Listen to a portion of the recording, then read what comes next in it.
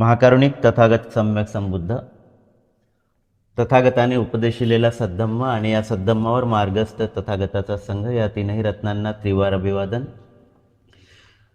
या तीन रत्नांची ओळख करून देणारे बोधिसत्व परमपूज्य डॉक्टर बाबासाहेब आंबेडकर यांना सुद्धा त्रिवार अभिवादन. तर आज मिलिंद प्रश्न या ग्रंथांतर्गत पूर्वजांच्या नावाने श्राद्ध करण्यासंबंधी प्रश्न. तर ह्या अनुषंगाने हे प्रकरण आलेलं आहे. हेडिंग वाचल्याबरोबरच याचं जे टायटल आहे, पूर्वजांच्या नावाने श्राद्ध करण्यासंबंधी प्रश्न. बाबासाहेब आंबेडकरांनी 22 प्रतिज्ञा आपल्याला ज्या दिलेल्या आहेत, त्या 22 प्रतिज्ञामध्येच बाबासाहेब लिहितात, मी श्राद्ध पक्ष करणार नाही आणि मी पिंडदान करणार नाही. तर बाबासाहेब जेव्हा अशा पद्धतीनं लिहितात तेव्हा बाबासाहेबांनी अतिशय जाणीवपूर्वक ह्या प्रतिज्ञा आपल्याला दिलेली आहे आणि त्यातली ही सुद्धा प्रतिज्ञा बाबासाहेबांनी जाणीवपूर्वकच दिलेली आहे.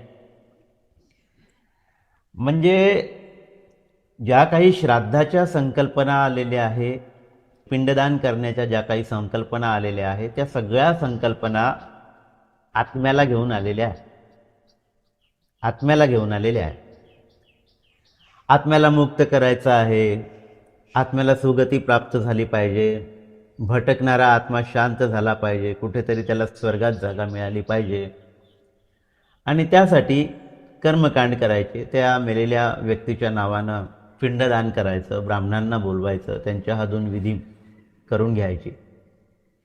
अशा पद्धतीनं आजही आपल्याला या सगळ्या बाबी समाजामध्ये घडताना दिसत आहेत. विशेषतः धर्माचा पगडा ज्यांच्यावर पडलेला आहे ते लोक करतात.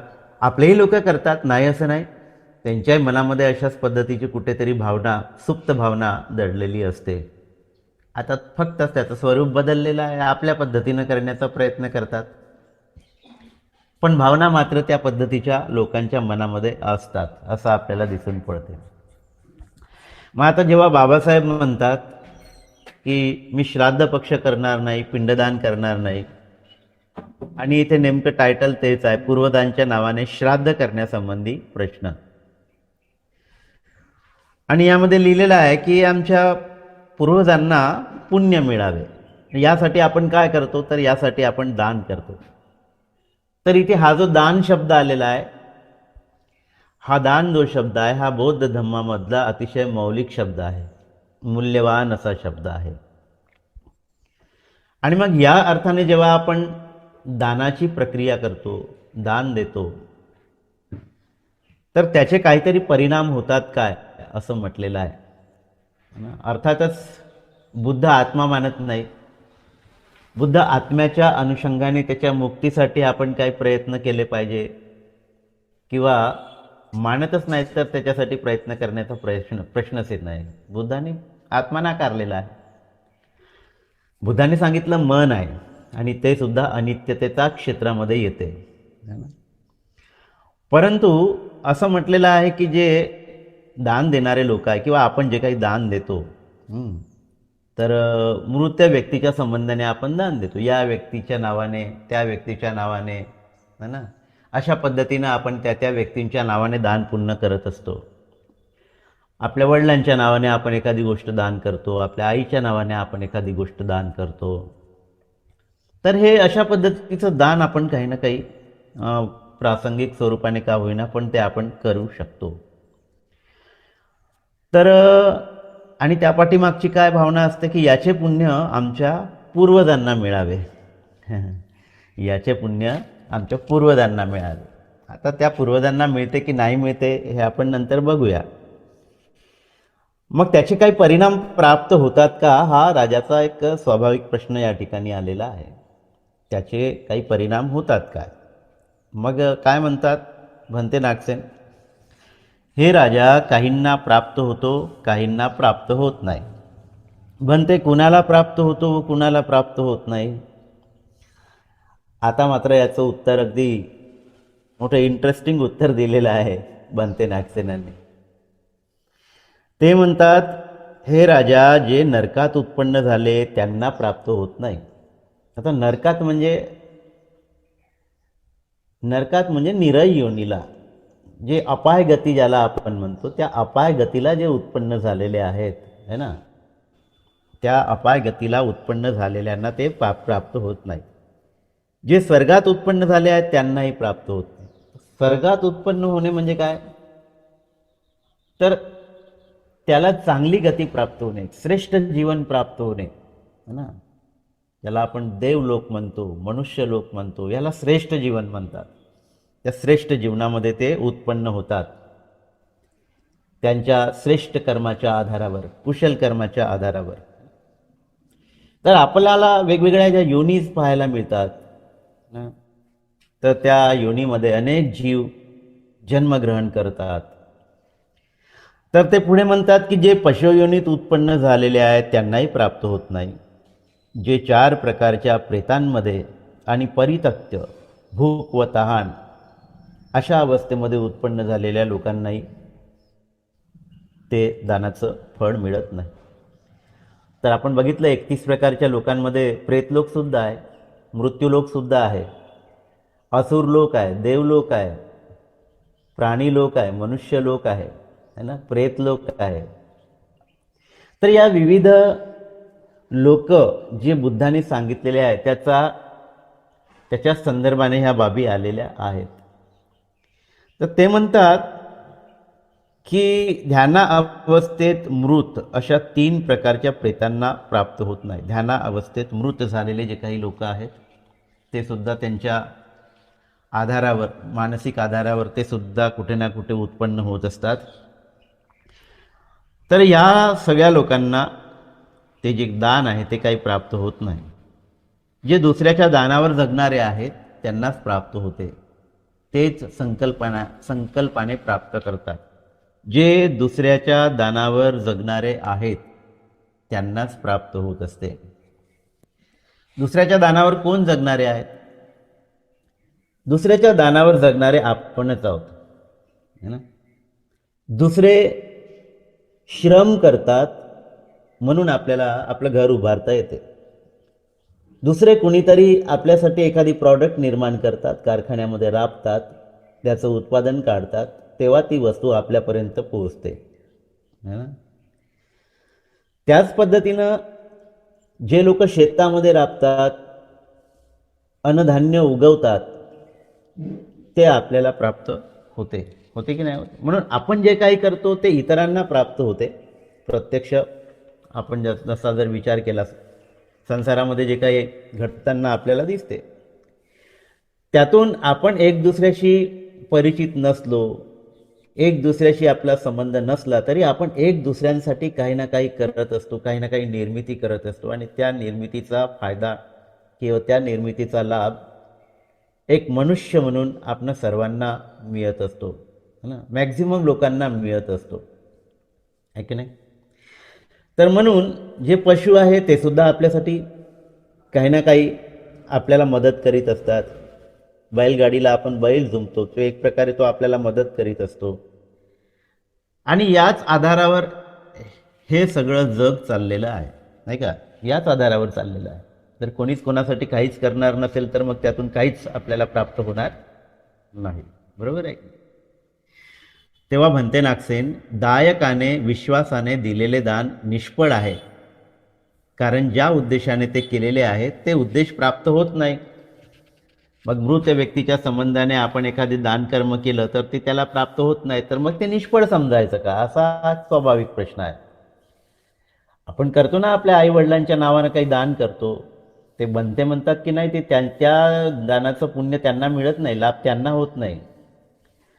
तर मग आता दुसरा प्रश्न उपस्थित होतो की आपण जे काही दानपुण्य आपल्या आईवडिलांच्या नावाने, मृतकांच्या नावाने करतो, मग ते निष्फळ आहे काय, ते निष्फळ आहे काय, असा हा स्वाभाविक प्रश्न या ठिकाणी उपस्थित केलेला आहे. आणि भंते नागसेन म्हणतात की ते दान निरर्थक, परिणामकारक होत नाही.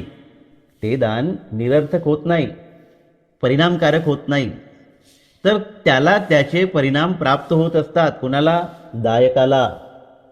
जो दायक मृत व्यक्तीच्या अनुषंगाने एखादे दान पुण्य करत असेल, जरी त्या मृत व्यक्तीला त्या दानाचं काही फलित मिळत नसेल, परंतु त्या दायकाला मात्र त्याचे परिणाम मिळतात, त्याचं पुण्य प्राप्त होते, त्याचं फळ त्याला प्राप्त होत असते. म्हणून त्यांनी म्हटलं की जो दायक आहे त्याला त्याचे परिणाम प्राप्त होत असतात.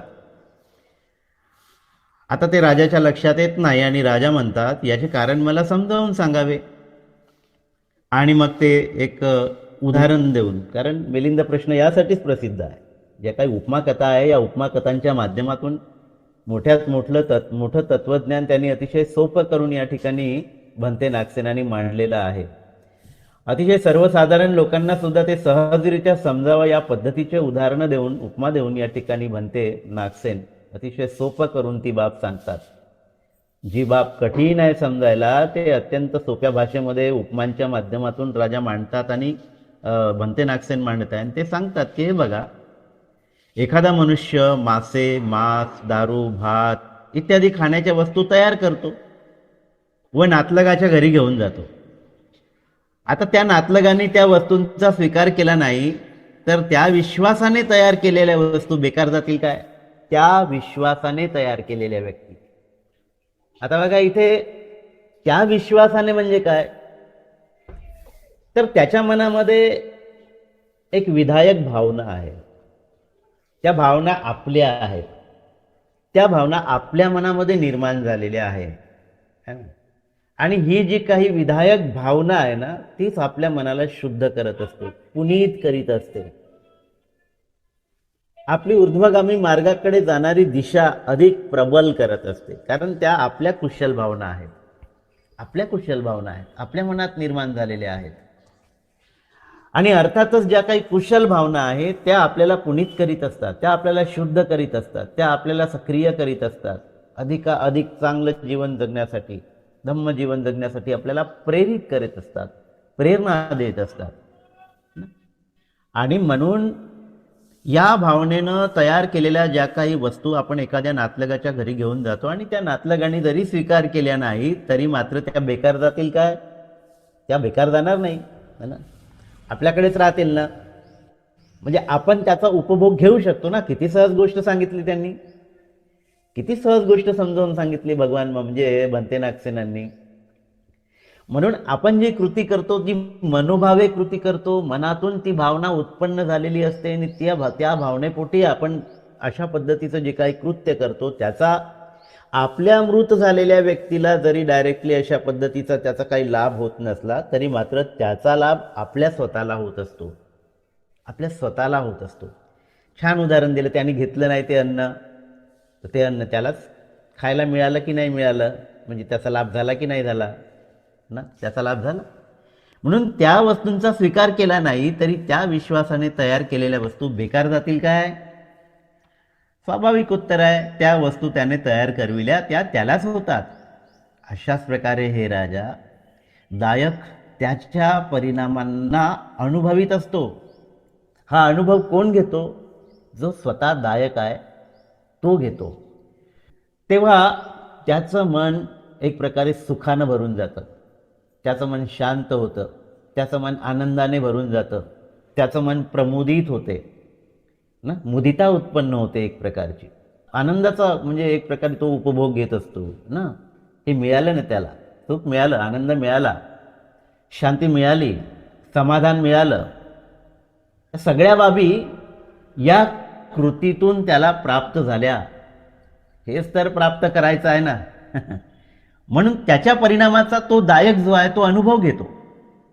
किंवा ज्याप्रमाणे हे राजा, एक मनुष्य खोलीमध्ये आत शिरलेला आहे, नंतर परत येताना तो कुठून बाहेर निघेल? दुसरा काही रस्ता आहे का बाहेर निघण्याचा? नाही, तर त्याला त्याच दरवाजातून बाहेर निघावं लागेल. अशाच प्रकारे दायक त्याच्या परिणामांना अनुभवित असतो. रिटर्न है ना, त्याला ते रिटर्न मिळत असते आणि ते अनुभवाच्या आधारावर तो त्या ठिकाणी प्राप्त करीत असतो. आता पुढे असं म्हटलेलं आहे की आपले म्हणणे मी काही वेळाकरिता स्वीकार करतो, दायकाला त्याचे परिणाम प्राप्त होत असतात, मी आपल्या मताच्या विरुद्ध नाही. मग भंते नागसेन जर या दायकाने दिलेले दान पूर्वजांना प्राप्त झाले तर ते त्याचे परिणाम प्राप्त करतील हे सत्य मानले, तर जो हिंसक, लोभी, अविचारी मनुष्य आहे त्याने एखाद्या माणसाचा खून करून भयंकर कृत्य केले व त्याचे परिणाम आपल्या पूर्वजांना सांगेल त्याचे परिणाम आपल्या पूर्वजांना सांगेल की माझ्या या कर्माचे परिणाम पूर्वजांना प्राप्त व्हावे. तर त्याचे परिणाम त्याला प्राप्त होईल काय? दायकाने दिलेले दान पूर्वजाला प्राप्त झाले तर ते त्याचे परिणाम प्राप्त करतील हे सत्य मानले. हे सत्य मानले तर आता इथे काय एक प्रकारची कल्पनाच केलेली आहे. जर असं आपण सत्य मानू की दायकाने दिलेले दान त्या पूर्वजाला प्राप्त झाले, त्या पूर्वजाला जर त्याचे दान प्राप्त झाले तर ते त्याचे परिणाम प्राप्त करतील हे जर सत्य मानले. हां, एक कल्पना आहे, राजाची कल्पना आहे. समजा आपण ते दान दिलं मृत व्यक्तीच्या नावाने, हां, पूर्वजांच्या नावाने, आणि समजा त्याला ते प्राप्त झालं तर त्याचे परिणाम ते प्राप्त करतील हे सत्य मानलं तर जो हिंसक, लोभी, अविचारी मनुष्य आहे त्याने एखाद्या माणसाचा खून करून भयंकर कृत्य केले व त्याचे परिणाम आपल्या पूर्वजांना सांगेल की माझ्या या कर्माचे परिणाम पूर्वजांना प्राप्त व्हावे, तर त्याचे परिणाम त्याला प्राप्त होतील काय? एखादी खुनी माणूस आहे, अविचारी आहे, हिंसक आहे, लोभी आहे, त्याने एखादा भयंकर खून केला, दुष्कृत्य केले, व त्याचे परिणाम आपल्या पूर्वजांना सांगेल काय? की माझ्या या कर्माचे परिणाम पूर्वजांना प्राप्त व्हावे, तर त्याचे परिणाम त्याला प्राप्त होतील काय? दुष्कर्माचे परिणाम त्याच्या पूर्वजाला प्राप्त होतील काय? ते म्हणतात की हे राजा नाही. भंते नागसेन त्याचे कारण काय? कोणत्या कारणामुळे त्यांना कुशल प्राप्त होतात, त्यांना अकुशल का प्राप्त होत नाही? आता असा प्रश्न विचारल्यावर राजा म्हणतात की हे राजा, प्रश्न विचारण्यासारखं नाही, विचारण्यायोग्य प्रश्न विचारा, प्रश्नाचे उत्तर तुम्हाला मिळेल. हां, या भावनेने तुम्ही कोणताही प्रश्न विचाराल त्याचे उत्तर मला मिळेल अशा भावनेने तुम्ही काही विचारू नका. ते म्हणतात आकाशाला आधार का नाही? गंगा नदी विरुद्ध दिशेने का वाहत नाही? मनुष्य व पक्ष्यांना 2 पायच का असतात? मृगाला 4च पाय काय असतात? असे प्रश्न तुम्ही मला विचारणार का? बे सिर पैर के प्रश्न आप पूछोगे क्या? तर भंते नागसेन, मी आपला उपहास करण्यासाठी नाही तर आपल्या उत्तराने इतरांनाही लाभ व्हावा या उद्देशाने मी विचारत आहे. तेव्हा ते म्हणतात की हे राजा, ज्याने स्वतः पापकर्म केले नाही त्याला दुसऱ्याचे पापकर्म भोगावे लागणे शक्य नाही. ज्याने स्वतः पापकर्म केले नाही त्याने दुसऱ्याचे पापकर्म भोगावे लागणे शक्य नाही. सगळे लोक आपापल्या कर्माचे परिणाम भोगतात, सगळे लोक आपापल्या कर्माचे परिणाम भोगतात, है ना? म्हणून त्याला दुसऱ्याचे पापकर्म भोगावे लागणे शक्य नाही, ज्याने स्वतः पापकर्म केले नाही. बरोबर आहे की नाही? म्हणून जो मृत व्यक्ती आहे तो त्याने केलेल्या कर्माचेच परिणाम भोगेल. तुम्ही केलेल्या कर्माचे परिणाम त्याला भोगावे लागणार नाही, तो नाही भोगणार.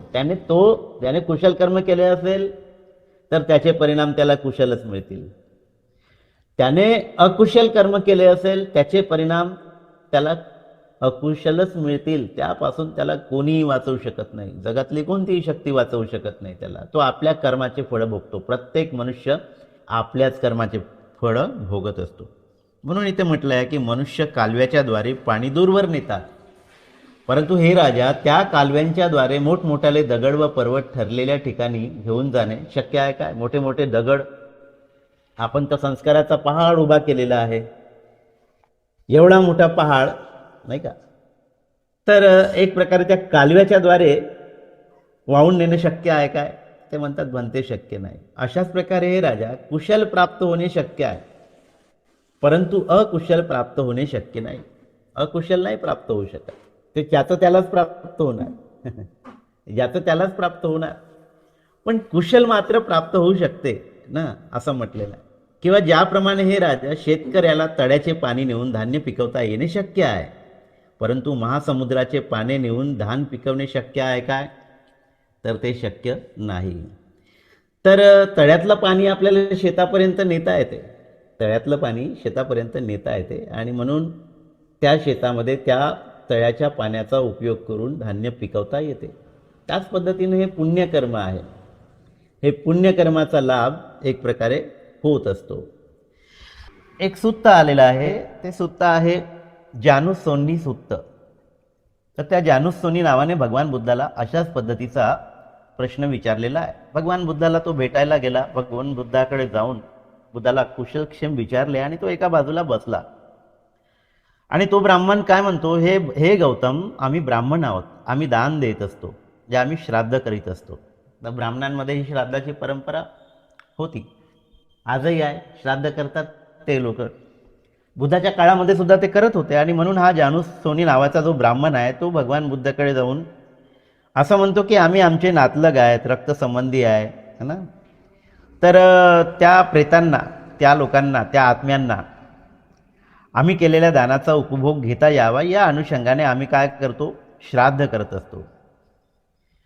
तर ते म्हणतात की हे गौतम, हे जे काही दान आहे, हे जे काही पुण्य नातलगाच्या रक्तसंबंधी लोकांच्या अनुषंगाने आम्ही जे काही करतो ते त्यांना मिळत असते का? ते त्यांना मिळत असते का? हा त्या जानूसोन्नी नावाच्या ब्राह्मणाचा भगवान बुद्धाला काय प्रश्न आहे. आता बुद्ध काय म्हणतात? बुद्ध म्हणतात ते जर मिळण्याच्या स्थानी असेल तर मिळत असते, नसतील तर मिळत नाही. हे गौतमा, आता हे जे वाक्य म्हटलेलं आहे ना, या अनुषंगाने पहिलंच या ठिकाणी बाब आलेली आहे. राजाने त्याचं पहिलंच उत्तर देऊन टाकलेलं आहे. भंते नागसेनांनी राजाला काय म्हटलं आहे, जे नरकात उत्पन्न झाले त्यांना प्राप्त होत नाही, जे स्वर्गात उत्पन्न झाले त्यांनाही प्राप्त होत नाही, पशुयोनीत झाले त्यांनाही प्राप्त होत नाही, प्रेतामध्ये उत्पन्न झाले त्यांनाही प्राप्त होत नाही. हे उत्तर भंते नागसेनाने अगोदरच दिलेलं आहे. बुद्ध काय सांगतात? बुद्ध तेच सांगतात, जर ते मिळण्याच्या स्थानी असतील तर मिळत असते, नसतील तर मिळत नाही. आता पुढचा स्वाभाविक प्रश्न जानूसोनी त्या ब्राह्मणाचा की हे गौतम, मिळण्याचे स्थान कोणते आहे आणि न मिळण्याचे स्थान कोणते आहे? मिळण्याचे स्थान कोणते आहे आणि न मिळण्याचे स्थान कोणते आहे? आता बघा बुद्धाने किती सुंदर उत्तर दिलेलं आहे. ते म्हणतात, हे ब्राह्मणा, एखादा मनुष्य हिंसा करणारा असतो, चोरी करणारा असतो, व्यभिचार करणारा असतो, खोटे बोलणारा असतो, चुगली करणारा असतो, कठोर बोलणारा असतो, व्यर्थ बोलणारा असतो, लोभी असतो, क्रोधी असतो, मिथ्यादृष्टीचा असतो. तो शरीर सुटल्यानंतर, मरणानंतर निरयात उत्पन्न होतो. एवढे पापकर्म केले, त्याला काय श्रेष्ठ जीवन भेटणार आहे का? नाही, तो निरय गतीलाच जाणार आहे, अपाय गतीलाच जाणार आहे. म्हणून बुद्ध हे सांगतात, यातून आपल्याला बोध घ्यायचा आहे ना, आपल्याला निरय गती प्राप्त करायची नाही आहे, आपल्याला सुगती प्राप्त करायची आहे. आणि सुगती कुशल कर्माच्या आधारावरच आपल्याला प्राप्त होत असते. म्हणून असे कर्म करणाऱ्याला बुद्ध म्हणतात, शरीर सुटल्यावर, मरणानंतर तो निर्यात उत्पन्न होतो. आणि निर्यात उत्पन्न झाल्यानंतर, अपाय गतीला उत्पन्न झाल्यानंतर, ज्याला नरक म्हटलेलं आहे, नरकात उत्पन्न झाल्यानंतर त्या योनीमध्ये जिथे तो उत्पन्न झालेला आहे त्याचा जो काही आहार आहे, आता प्राणी असेल, प्राण्यांचा आहार आहे ना, गवतावर जगणारे प्राणी आहेत की नाही, पाचोड्यावर जगणारे प्राणी आहेत, त्याला त्याचा आहार भेटते की नाही भेटत? त्याला त्याचा आहार भेटतो, नाही भेटत असं नाही आहे. अनेक प्राणी आहेत, ते आपला आहार बरोबर शोधतात, त्यांच्यासाठी निसर्गानं काही ना काही आहार निर्माण केलेला आहे आणि तो त्या आहारावर आपला उदरनिर्वाह चालत असतो आणि त्यामुळे तो तिथे जिवंत राहतो, नाही का. तर निरय हे स्थान आहे ब्राह्मणा, निरय हे स्थान आहे जिथे राहणाऱ्याला ते दान मिळत नाही. निरय योनीमध्ये उत्पन्न झालेला तुम्ही जे काही कर्म करता त्या आधारावर जे दान करता ते दान त्याला प्राप्त होत नाही. निरय योनीमध्ये म्हणजे उत्पन्न होणाऱ्याला ते दान प्राप्त होत नाही. पुढे सांगतात की हे ब्राह्मणा, याच पद्धतीनं हिंसा, चोरी, व्यभिचार, खोटे बोलणारा, चुगली करणारा, कठोर व्यर्थ बोलणारा, लोभी, क्रोधी, मिथ्यादृष्टीचा असतो, तो शरीर सुटल्यानंतर म्हणजे मरणानंतर तिर्यक योनीमध्ये उत्पन्न होतो. आता हे तिर्यक योनी म्हणजे काय? पशु योनी, ज्याला आपण पशु म्हणतो. आपल्या अवतीभोवती आपल्याला खूप सारे प्राणी पाहायला मिळतात, त्याला पशु योनी म्हटलेलं आहे ना. प्राणी लोक असं आपण म्हणतो. 6 लोकांपैकी प्राणी लोक, त्याला तिर्यक असं म्हटलेलं आहे, तिर्यक योनी. तर तो त्या लोकांमध्ये उत्पन्न होतो. मग आता जे तिर्यक आहेत, तिर्यक लोकात राहणाऱ्या प्राण्यांचा जो आहार आहे त्याने त्याचा उदरनिर्वाह चालत असतो, त्यामुळे तो तिथे जिवंत राहतो, बरोबर आहे ना. म्हणून तिर्यक लोक हे स्थान आहे जिथे राहणाऱ्याला ते दान मिळत नाही, ते दान मिळत नाही. तुम्ही जे केलेलं दान आहे ते त्याला तिथे प्राप्त होत नाही. पुन्हा म्हटलेलं आहे की हे ब्राह्मणा, याच पद्धतीने आले काय, जो कोणी मनुष्य अशा पद्धतीचे दुष्कर्म करतो है ना, तर तो शरीर सुटल्यानंतर मरणानंतर मनुष्य लोकात उत्पन्न होतो त्याच्या कर्माच्या आधारावर. मनुष्य लोकात राहणाऱ्या प्राण्यांचा जो काही आहार आहे त्याने त्याचा उदरनिर्वाह चालत असतो. आता आपण मनुष्य लोकांमध्ये जन्माला आलो, आपला आहार निश्चित आहे, काय खायचं काय नाही खायचं त्यासाठी आपण सगळ्या सोयी करून ठेवलेल्या आहे, किंवा आपण त्यासाठी वेगवेगळे इन्व्हेन्शन केलेले आहे.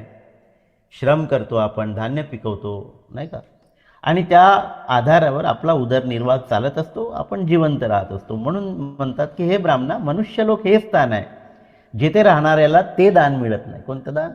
त्या अनुषंगाने केलेलं दान नाही का. पुढे म्हणतात की ब्राह्मणा, एखादा मनुष्य हिंसा करीत नाही, चोरी करीत नाही, व्यभिचार करीत नाही, खोटे बोलत नाही, चुगली करत नाही, व्यर्थ बोलत नाही, निर्लोभी असतो, अक्रोधी असतो, सम्यक दृष्टीचा असतो, तो शरीर सुटल्यावर नंतर देवलोकात उत्पन्न होतो. मनुष्य जीवनापेक्षा श्रेष्ठ असं जीवन ज्याला आपण देवलोक म्हणतो ना. देवलोकांचा उल्लेख आपण अनेक वेळा केलेला आहे. आपल्याला माहीत आहे चातुर्माराजिक देवतालोक नाही का, वगैरे वगैरे, तावंतीस देवतालोक, व्यामा देवतालोक.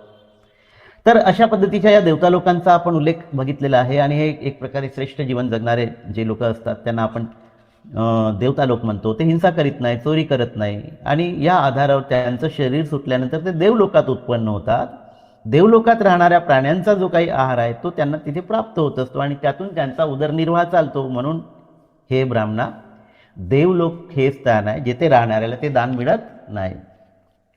पुन्हा असं म्हटलेलं आहे की एखादा मनुष्य हिंसा करतो, चोरी करतो, व्यभिचार करतो, खोटे बोलतो, अकुशल कर्म करतो है ना, तर मरणानंतर तो प्रेतविषयक लोकांमध्ये उत्पन्न होतो. नाही ते सगळ्या लोकांचा उल्लेख आलेला आहे, बुद्धाने केलेला आहे. सांगतात की असं कर्म करणारा माणूस प्रेत लोकांमध्ये उत्पन्न होतो ना, त्याच्या कर्माच्या आधारावर प्रेत लोकांमध्ये उत्पन्न होतो. तर त्या लोकांचा जो काही आहार आहे तो त्याला मिळत असतो आणि त्याच्यावर त्याचा उदरनिर्वाह चालत असतो आणि म्हणून तो जिवंत असतो. म्हणून म्हणतो की हे ब्राह्मणा, प्रेत विषयक लोक ते स्थान आहे जिथे राहणाऱ्याला ते दान मिळते जे त्याचे नातलग आणि रक्तसंबंधी जन पाठवत असतात. प्रेत लोक. हे गौतम, जर ते नातलग रक्तसंबंधी प्रेत तेथे उत्पन्न झाले नाही तर दिलेले दान कोण ग्रहण करतो? दिलेले दान कोण ग्रहण करतो? ते म्हणतात की ब्राह्मण, दुसरे सुद्धा त्याचे नातलग रक्तसंबंधी प्रेत तेथे उत्पन्न झालेले असतात, त्यांना ते दान पुण्य मिळत असते. आता हे दुसरे म्हणजे कोण? दुसरे म्हणजे आपणच ना. आपली निर्मिती त्यांच्यापासूनच झालेली आहे की नाही? आपल्या आईवडिलांपासून, आपल्या आईवडिलांची निर्मिती आपल्या आज्यांपासून, आपल्या आज्याची निर्मिती आपल्या पणआज्यांपासून. ही अशी शृंखला चालू आहे की नाही आहे? ही शृंखला चालू आहे आणि या शृंखलेच्या आधारावरच आपला सुद्धा आपल्या आईवडिलांच्या माध्यमातून आपला जन्म झालेला आहे. म्हणून ते म्हणतात की दुसरे सुद्धा त्याचे नातलग रक्तसंबंधी येथे उत्पन्न झालेले असतात, त्यांना ते दान पुण्य मिळत असते, आहे की नाही? तर हे दान कोण ग्रहण करतो? असा एक प्रश्न त्या ठिकाणी विचारला जातो. दान कोण ग्रहण करतो? तर ते म्हणतात ब्राह्मण, याची शक्यताच नसते की एवढा दीर्घकाळ गेल्यानंतर सुद्धा ते स्थान नातलग रक्तसंबंधी प्रेताने रिक्त राहील आणि दायकाचे दान निष्फळ होईल. हे गौतम, जिथे प्रेताची प्राप्ती होत नाही असे स्थान असूनही आपण दान पुण्य देण्यासंबंधी का सांगता? मग आता या सगळ्या लोकांना जर आपलं दान प्राप्तच होत नाही तर तुम्ही दान देण्याच्या विषयी का मार्गदर्शन करता? तुम्ही का सांगता की तुम्ही ते दान केलं पाहिजे? तुम्ही ते दान देण्यासाठी का सांगता? त्यांच्या नावानं दान देण्यासाठी का सांगता? असा एक स्वाभाविकच प्रश्न आहे ना. त्यांच्या नावानं आपण का दान द्यावं? मृतांच्या नावानं, जे मृत झालेले आहे त्यांच्या नावानं आपण का दान द्यावं? हा स्वाभाविक प्रश्न आपल्यासमोर उपस्थित होतो. आणि हा प्रश्न इथेही उपस्थित झाला राजासमोर, आणि हा प्रश्न त्या ब्राह्मणासमोरही उपस्थित झाला, जानुसोनी नावाच्या ब्राह्मणासमोरही उपस्थित झाला.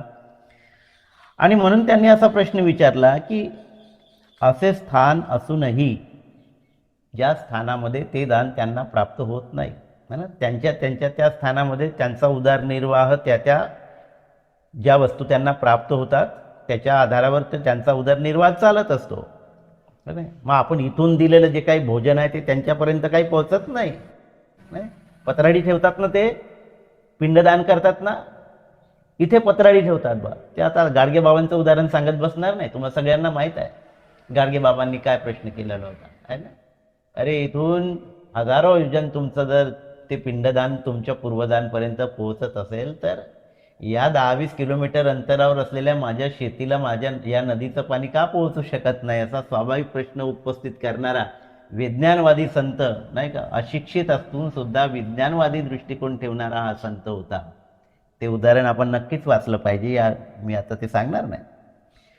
मग बुद्ध त्यांना म्हणतात की ब्राह्मण, एखादा मनुष्य हिंसा करणारा असतो, चोरी करणारा असतो, व्यभिचार करणारा असतो ना, ह्या सगळ्या गोष्टी करणारा असतो, परंतु तो श्रमण व ब्राह्मणास दान देणारा असतो.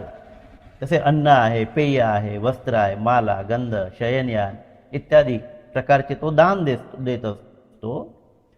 तो शरीर सुटल्यावर मरणानंतर या दान पुण्याने हत्तीच्या योनीत उत्पन्न होतो. तेथे त्याला अन्न, पेय, वस्त्र, विलेपन, शयनयान इत्यादी अनेक प्रकारचे अलंकार मिळत असतात, आहे का नाही? बरोबर आहे की नाही? एखाद्या व्यक्ती आपल्या कर्माच्या आधारावर, दुष्कर्माच्या आधारावर असं म्हणूया आपण, नाही ना, इथे तसाच उल्लेख आलेला आहे. हिंसा करतो, चोरी करतो आणि मृत्यूनंतर तो कुठे उत्पन्न होतो? हत्तीच्या योनीमध्ये उत्पन्न होतो. आता हत्तीच्या योनीमध्ये उत्पन्न झाल्यावर हत्तीचं जे काही अन्न आहे त्याला ते स्वाभाविकरित्या प्राप्त होत असते की नाही? जंगलामध्ये तो उत्पन्न झाला, त्याच्या खाण्याच्या वस्तू जंगलामध्ये आहेत, त्याला ते प्राप्त होत असतात. मग पुन्हा म्हणतात की ब्राह्मणा, एखादा मनुष्य हिंसा करतो, चोरी करतो वगैरे वगैरे, आणि तो शरीर सुटल्यानंतर, मरणानंतर या दानाच्या स्वरूपात हत्तीच्या योनीत उत्पन्न झाला, तरी तेथे त्याला अन्न, पेय, वस्त्र, मालागंध, विलेपन इत्यादी अनेक प्रकारचे अलंकार मिळत असतात की नाही? मग पुढे असं म्हटलेलं आहे की एखादा मनुष्य हिंसा करतो, चोरी करतो वगैरे वगैरे, परंतु तो श्रमण व ब्राह्मणास दान देत असतो. म्हणजे असे कर्म करणारा मनुष्य, तो जर श्रमण व ब्राह्मणास दान देत असतो, जसे अन्न, पेय, वस्त्र वगैरे वगैरे वगैरे इथे आलेलं आहे, आणि तो घोड्याच्या योनीत उत्पन्न होतो, बैलाच्या योनीत उत्पन्न होतो, कुत्र्याच्या योनीत उत्पन्न होतो, तेथे त्याला त्याचं ते जे काही खाद्य आहे ते त्या ठिकाणी त्याला मिळत असते, है ना. मग आता पुढे म्हटलेलं आहे की हे ब्राह्मणा, एखादा मनुष्य हिंसा करतो, चोरी करतो वगैरे वगैरे, है ना, तर तो घोड्याच्या योनीत, बैलाच्या योनीत, कुत्र्याच्या योनीत उत्पन्न होतो, परंतु तो श्रमण व ब्राह्मणास दान देत असतो, है ना. तो शरीर सुटल्यानंतर, मरणानंतर या दानाच्या फलस्वरूप घोड्याच्या योनीत, बैलाच्या योनीत, कुत्र्याच्या योनीत उत्पन्न झाला, तरी तेथे त्याला या सगळ्या गोष्टी मिळत असतात. मग आता दुसरं असं सांगितलेलं आहे की एखादा मनुष्य हिंसा करीत नाही, चोरी करीत नाही, व्यभिचार करीत नाही, खोटे बोलत नाही, चुगली करत नाही वगैरे वगैरे, सत्कर्म करतो, आणि तो श्रमण व ब्राह्मणास दान देत असतो. श्रमण व ब्राह्मणास, जिथे ब्राह्मण शब्द आलेला आहे तिथे बुद्धांनी उच्चारलेला हा ब्राह्मण शब्द श्रेष्ठ जीवन जगणाऱ्याच्या संदर्भाने आलेला आहे, हे आपण समजून घेतलं पाहिजे. तर अशा लोकांना तो जर दान देत असतो, अन्न, वस्त्र वगैरे जे काही आहे, तो शरीर सुटल्यानंतर या दान पुण्याने मनुष्य योनीत उत्पन्न होतो. मनुष्य योनीत उत्पन्न होतो. कोणता मनुष्य? जो हिंसा करीत नाही, चोरी करीत नाही, म्हणजे कुशल कर्म करतो. आपल्या कुशल कर्माच्या आधारावर त्याला चांगली गती प्राप्त होते, है ना. म्हणजे अकुशल कर्म करणाऱ्यालाही काहीतरी योनी प्राप्त होते, म्हणजे तो कुत्र्याच्या योनीत जन्मतो, मांजराच्या योनीत जन्मतो वगैरे वगैरे, परंतु त्याने जे काही थोडंसं पुण्य अर्जित केलेलं आहे, या पुण्याच्या आधारावर त्याच्या योनीमध्ये जे काही त्याचं अन्न आहे ते त्याला प्राप्तच होत असते. प्राप्त होत नाही याच्यातलं काही भाग नाही, त्याच्या आधारावर त्याची जीवनचरिका चालत असते. मग इथे कुशल कर्म करणारा मनुष्य आहे, तो सुद्धा चांगले कर्म करतो, श्रमण ब्राह्मणास दान देत असतो, शरीर सुटल्यानंतर तो मनुष्य योनीमध्ये उत्पन्न होतो. ही गोष्ट समजून घेण्यालायक आहे. म्हणजे दुष्कर्माच्या आधारावर मनुष्य अपायगतीला प्राप्त होतो आणि सत्कर्माच्या आधारावर मनुष्य चांगल्या गतीला प्राप्त होतो, तर देवलोकात उत्पन्न होतो, तो मनुष्य लोकात उत्पन्न होतो. म्हणून इथे म्हटलेलं आहे की तो मनुष्य लोकामध्ये उत्पन्न होतो आणि त्याला पंचकाम भोगाचं सुख प्राप्त होत असते, है ना. पुढे असंच म्हटलेलं आहे की असा पद्धतीचा मनुष्य जो सत्कर्म करतो, हिंसा करीत नाही, चोरी करत नाही वगैरे वगैरे, सम्यक दृष्टीचा असतो, असा हा मनुष्य योनीमध्ये उत्पन्न होतो. तो श्रमण ब्राह्मणास दान देत असतो आणि शरीर सुटल्यानंतर मरणानंतर या दानाच्या फलस्वरूप मनुष्यलोकी त्याला काय पंचकामभोगाचे सुख प्राप्त होते. अशाच पद्धतीनं असे कुशल कर्म करणारा जो काही मनुष्य आहे तो मनुष्य आपल्या या पुण्यकर्माच्या आधारावर तो देवयोनीत उत्पन्न होतो आणि तिथे तो सुख भोगतो देवयोनीत उत्पन्न होऊन, आहे का नाही. अशाच पद्धतीने एखादा ब्राह्मणा अशाच पद्धतीने एखादा मनुष्य सत्कर्म करतो, कठोर बोलत नाही, हिंसा करत नाही, चुगली करत नाही, सम्यक दृष्टीचा असतो, तो देवयोनीमध्ये निर्माण होतो आणि तो देवयोनीमध्ये निर्माण होऊन श्रमण ब्राह्मणास दान देत असतो. त्याचं शरीर सुटल्यानंतर तो देवलोकी त्याच्या दिव्य पंचकामभोगाचे सुख प्राप्त करतो, है ना. म्हणजे आणखी अधिक सद्गती तो प्राप्त करीत करीत जातो. म्हणजे एखादा इथे काय दाखवलेलं आहे की एखादा प्राणी असेल, तो आपल्या जीवनामध्ये काही सत्कर्म करीत असेल, प्राणी लोकांमध्ये जरी उत्पन्न झाला, त्या सत्कर्माच्या आधारावर त्याला मनुष्य जीवन प्राप्त होते. या मनुष्य जीवनामध्ये त्याने सत्कर्म केले तर त्या सत्कर्माच्या आधारावर त्याला देवलोक प्राप्त होते. त्या देवलोकामध्ये उत्पन्न झालेला तो देवलोक आहे, तो जर सत्कर्म करत असेल तर तो रूपलोकात उत्पन्न होते. रूपलोकात उत्पन्न झालेला काही तो सत्व जर अधिक चांगले सत्कर्म करीत असेल तर तो अरूपलोकामध्ये उत्पन्न होते. आता ह्या सगळ्या बाबी बऱ्याच खोलवरच्या बाबी आहे.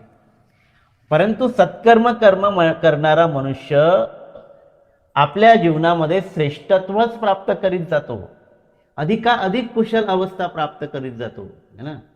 अधिकाधिक कुशल अवस्था प्राप्त करीत जातो आणि म्हणून ते म्हणतात की अशा पद्धतीनं त्याला लाभ मिळत असतो. कशाचा?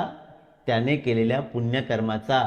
जरी त्याच्या मृत झालेल्या व्यक्तीला त्याचा जरी लाभ मिळाला नाही तरी मात्र अशा पद्धतीने केलेल्या कर्माचा आपल्याला लाभ मिळत असतो. आपल्याला त्याचं सुख प्राप्त होत असते. आपल्याला त्याचा परिणाम आपल्या जीवनामध्ये त्याचे परिणाम येत असतात आणि ते कुशल परिणाम येत असतात, है ना. आणि मग तो ब्राह्मण म्हणतो, हे गौतम आश्चर्य आहे, हे गौतम अद्भुत आहे, हे गौतम दान देणे योग्य आहे. यालाच काय म्हटलेलं आहे बुद्धांनी? पत्तीदान म्हटलेलं आहे. पत्तीदान. त्यामुळे या दानाचे जे काही परिणाम आहेत त्या दायकाला प्राप्त होतात. पत्तीदान ना, प्रेतांच्या म्हणजे मृत झालेल्या व्यक्तींच्या नावाने दान देणे, त्या दानाचा परिणाम आपल्यालाच आपल्या जीवनामध्ये प्राप्त होत असतो. त्याला पत्तीदान म्हटलेलं आहे. आपल्या पाली भाषेमध्ये त्याला पत्तीदान म्हणतात ना. हे ब्राह्मण असेच आहे. यामुळे दायकाला सुद्धा फळ मिळत असते. फार छान गौतमा, खूप छान. आजपासून प्राण असेपर्यंत मला आपला शरणागत उपासक समजावे. तर अंगुत्तर निकायामध्ये हे सुत्त आलेलं आहे आणि या सुत्ताच्या अनुषंगाने आपल्याला या बऱ्याच बाबी या प्रकरणाच्या अनुषंगाने म्हणजे इथे ज्या बाबी सांगितलेल्या आहेत त्या बाबी आपल्याला आता याच्यावरून स्पष्ट झालेल्या असतात. म्हणून कुशल कर्म, त्या कुशल कर्माचे परिणाम आपल्याला सुगतीकडे घेऊन जात असतात, दुर्गतीकडे नेत नाही ना. आणि म्हणून ती सुगती किंवा आपल्याला प्राप्त करता यावी या अनुषंगाने आपल्याला जे जे दानकर्म करता येते ते दानकर्म इतरांच्या नावाने जरी आपण केले तरी मात्र दरवाजा एकच आहे. दुसऱ्या दरवाजाने तर त्याला जाता येत नाही, बाहेर निघता नाही, त्याच दरवाजाने बाहेर निघावं लागतं. ते दान, रिटर्न. म्हणून बुद्ध म्हणतात की जे दान आपण करतो ना ते दान तेवढ्याच तीव्र गतीने आपल्याला सुद्धा त्याचे परिणाम प्राप्त होत असतात. दानाची ही महती आहे. आपल्याला दानाची महतीच माहीत नाही. दान देण्यामध्ये आपण किती कंजूसपणा करतो, पण त्या दानाचे जे काही परिणाम आहेत, पण ते दान कसं पाहिजे? शुद्ध भावनेनं पाहिजे, चांगल्या भावनेनं पाहिजे, कुशल मनोअवस्थातून निर्माण झाल्या कुशल मनोअवस्थामधून केलेलं ते दान पाहिजे. त्या दानामध्ये लोभ नसायला पाहिजे, त्या दानामध्ये अहंकार नसायला पाहिजे. अशा दूषित चित्तानं जो कोणी दान देत असेल त्या दानाचं काही एक फलित नाही. परंतु शुद्ध चित्तानं उच्च मनोवस्थांच्या आधारावर आपण एखादी दान करत असू तर ते दान रिटर्न, त्याचे परिणाम, त्याचे फळं आपल्यालाच मिळत असतात. म्हणून अधिकाधिक आपण दान केलं पाहिजे ना, अधिकाधिक दान केलं पाहिजे. म्हणून असे म्हटलेलं आहे की या जगामध्ये अनेक लोक वाघ मार्गाने जाणार आहे, विकृत मनाचे आहे, है ना. तर अशी ही गोष्ट या ठिकाणी आलेली आहे. मला वाटते भरपूर वेळ झालेला आहे आणि या प्रकरणाचा जो मतितार्थ आहे तो मतितार्थ आपण या ठिकाणी समजून घेतलेला आहे. शेवट करताना ते म्हणतात की अकुशल केल्यामुळे नंतर पश्चाताप होतो. पश्चातापामुळे मनाची निराशा होते, बदनामी होते, ऱ्हास होते, समाधान होत नाही, मन असंतुष्ट असते, तापलेले असते, तडफडत असते, मनामध्ये भ्रष्ट विचार उत्पन्न होत असतात. कशामुळे? अकुशल केल्यामुळे. अकुशलांचे एवढे दुष्कर्माचे आपल्याला परिणाम दिसून येतात. ज्याप्रमाणे हे राजा वाढलेल्या आटलेल्या नद्यांचे पात्र वर खाली वाकडे तिकडे लहान मोठे दिसते आणि त्यावर थोड्याशा पावसाच्या जरी सरी आल्या तरी ते पाणी आटून जाते, ते वाढत नाही, तेथेच विरून जात असते. त्याचप्रमाणे हे राजा अकुशल करणाऱ्याचे चित्त वाढून जाते, करपून गेलेले असते, त्याला समाधान प्राप्त होत नाही, तो दुःखात मग्न असतो, ते पसरत नाही. पसरते काय? तर पसरते पुण्य, पसरते पुण्य. त्या पुण्यकर्मामुळे अनेक लोकांचं हित होऊ शकते, आपलंही हित होते, इतरांचंही हित होते. म्हणून पुण्य अशी गोष्ट आहे जी पसरत जाते, आहे की नाही. म्हणून ते पसरत नाही. काय पसरत नाही? अकुशल पसरत नाही, ते तिथेच विरून जाते ना. जसं खड्ड्यात पाणी जिरून जावं मातीला, तसं ते जिरून जाते, है ना.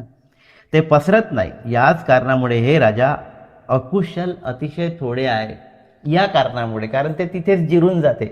त्याची व्यापकता आहे ना ती तेवढ्यापुरतीच असते, त्याची व्यापकता मोठी नसते. पण पुण्याची व्यापकता फार मोठी असते, ते पसरत असते, पसरत जात असते, आहे की नाही. म्हणून आपण पुण्यकर्म केले पाहिजे, कुशल कर्म केले पाहिजे. हे या प्रकरणाचा जो काही मतितार्थ आहे तो या ठिकाणी या प्रकरणाच्या माध्यमातून आपण समजून घेतला. शांतपणे आपण सगळ्यांनी मला ऐकून घेतलं, त्याबद्दल आपण सर्वांचं खूप खूप पुण्यानुमोदन करतो, आभार व्यक्त करतो आणि इथेच थांबतो. नमो बुद्धाय, जय भीम.